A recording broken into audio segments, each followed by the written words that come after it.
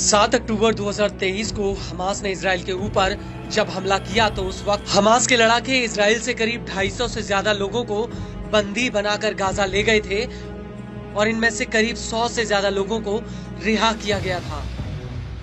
लेकिन इसके बाद से नेतन्याहू के ऊपर बचे हुए बंधकों की रिहाई को अनदेखा करने का आरोप लग रहा है। इजराइल के अलग अलग शहरों में बंधकों की रिहाई को लेकर और नेतन्याहू के खिलाफ जमकर धरने प्रदर्शन चल रहे हैं। लेकिन मौजूदा हालातों को देखकर ऐसा लगता है कि नेतन्याहू बंधकों की रिहाई को लेकर कोई ठोस कदम नहीं उठा रहे। लेकिन इस सब के बीच एक बार फिर से इजराइल और हमास के बीच बंधकों की रिहाई की बातचीत शुरू हो गई है। लेकिन अब ऐसा लग रहा है कि ये मामला फिर से ठंडे बस्ते में चला जाएगा। दरअसल न्यूज एजेंसी रॉयटर्स का कहना है कि हमास ने कथित रूप से इजराइल को 34 बंधकों की सूची दी है।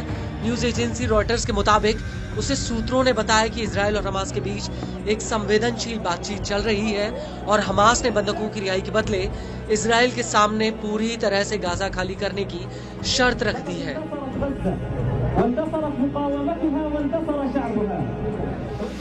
रॉयटर्स के मुताबिक उसे सूत्रों ने यह भी बताया कि हमास की पहल के बावजूद इजराइल की तरफ से गाजा खाली करने को लेकर कोई बातचीत आगे नहीं बढ़ाई गई और ना ही इजराइल ने गाजा में स्थायी युद्ध विराम पर हामी भरी है। लेकिन इस सब के बीच नेतन्याहू के दफ्तर ने यह जरूर कहा कि हमास ने उसे बंधकों की रिहाई को लेकर कोई भी लिस्ट नहीं दी है। आपको बता दें कि इस बातचीत में कतर और मिस्र सबसे अहम भूमिका निभा रहे हैं। वहीं अमेरिकी सरकार ने भी व्हाइट हाउस में 20 जनवरी 2024 को हो रहे सत्ता परिवर्तन से पहले हमास से इस समझौते को अंतिम रूप देने की अपील की है।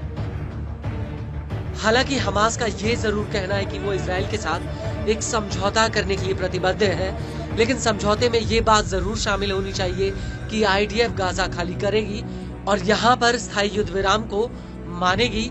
वहीं इसके उलट नेतन्याहू का कहना है कि ये जंग तब तक नहीं रुकेगी जब तक कि गाजा में हमास और उसकी सरकार का सफाया नहीं हो जाता।